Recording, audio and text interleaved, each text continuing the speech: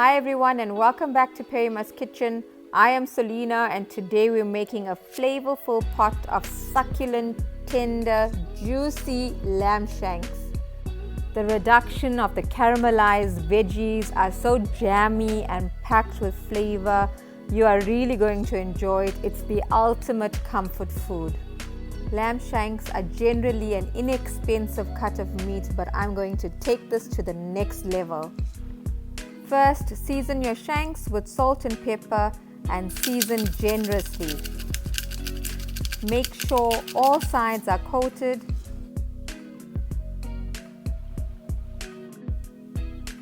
And once you're done, you can set aside. You can start prepping your veggies now, or you can do it after you've slightly browned your shanks. Cover the bottom of your pot with olive oil, and once it's hot, add your seasoned lamb shanks.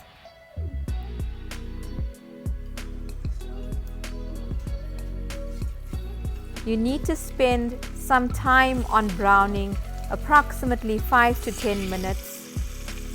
This is essential to the taste and flavor of your lamb shank.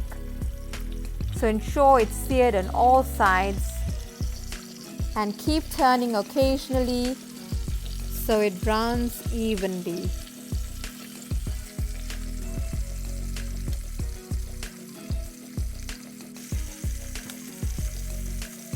I also prefer to brown the ends of the lamb shanks by lifting each one up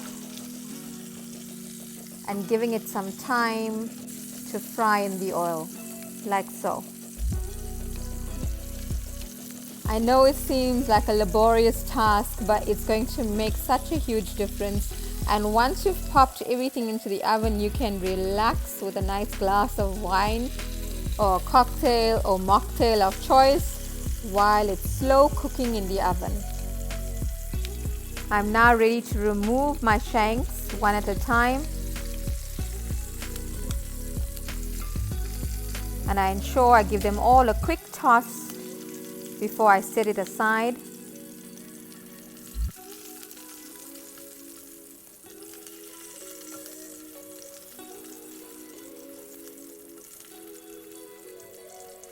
And once you're done, you can set it aside to rest, and you can then start prepping your vegetables if you haven't already. I now will switch off my stove,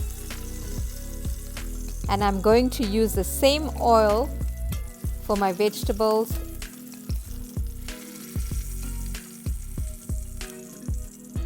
I've got 3 carrots and 2 onions. We're just going to dice them up.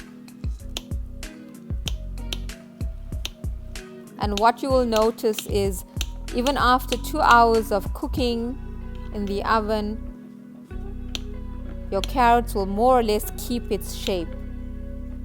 The flavor, however, is intense, rich, jammy, absolutely mouth-watering. The onions, I've cut it in half and then again in quarters. Just a rough cut. This is going to form the base of your shank, and it will add to the flavors of the gravy. All the ingredients will be found in the drop-down description, but here is more or less everything.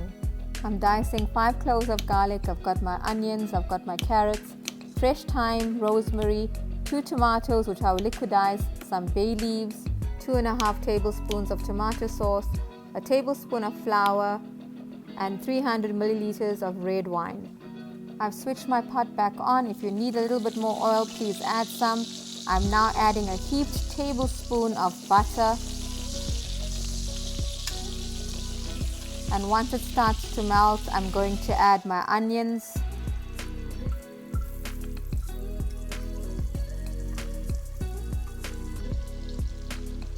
Stir your onions in the butter and the oil, and once it's slightly translucent, we can start adding our diced garlic. Next, add your bay leaves and your carrots and saute everything in the oil for a few minutes. Add your fresh thyme and rosemary and saute once again.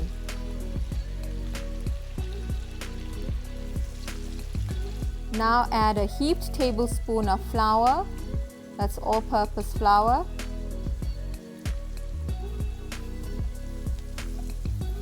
Mix and then add 1.5 tablespoons of tomato sauce.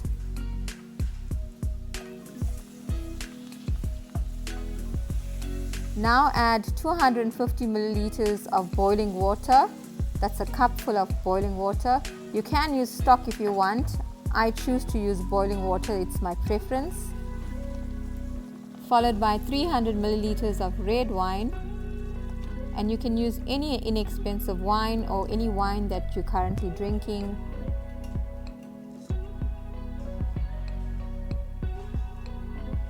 And we want it to start simmering slightly, and we're going to add our lamb shanks. For those who are concerned, the alcohol will actually cook out. It will evaporate during the entire cooking process. So don't worry about it being pungent.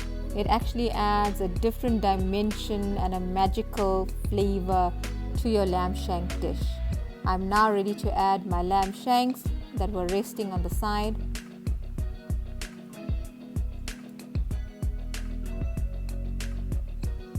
And we have already seasoned with salt and pepper, but with the added gravy we need to give it a slight sprinkle of salt. Next, I'm going to add my liquidized tomatoes. I've only liquidized 2 tomatoes and I've added a teaspoon of sugar to it. Give it a slight mix, and we now want to bring it to boil. And I like my lamb shanks to simmer in all of this gravy for approximately 15 to 20 minutes while my oven is preheating at 180 degrees. And after 20 minutes, I'm going to pop my pot into the oven at 180 degrees for 2 hours. And it will slow cook. And like magic, 2 hours later, voila! I'm literally salivating. It's absolutely tender, melting off the bone, and you can use a butter knife to cut this piece of meat. It's super soft and juicy. The flavors of your gravy is so intense, and you can serve it with mashed potatoes. Today I did a rustic garlic and mustard yellow potato, and I also steamed some green peas. Look at that beautiful veggies. The carrots are glazing.